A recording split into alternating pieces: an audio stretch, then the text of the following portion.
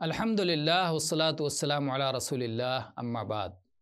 آدمی جسے پہچانے اور جسے نہ پہچانے، یعنی پہچانے اور انجانے، سب سے سلام کرے۔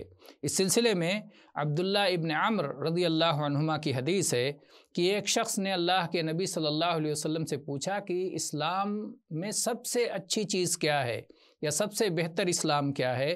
تو آپ نے فرمایا، کھانا کھلاؤ اور پہچانے اور انجانے سب سے سلام کرو۔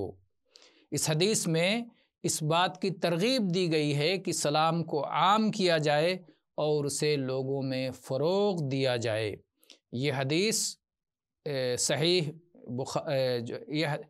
یہ حدیث جو ابھی بتائی گئی کہ اس پہچانے اور انجانے سب کو سلام کرو، یہ صحیح بخاری میں 12 نمبر پر اور صحیح مسلم میں 39 نمبر پر ہے۔ والحمدللہ رب العالمین۔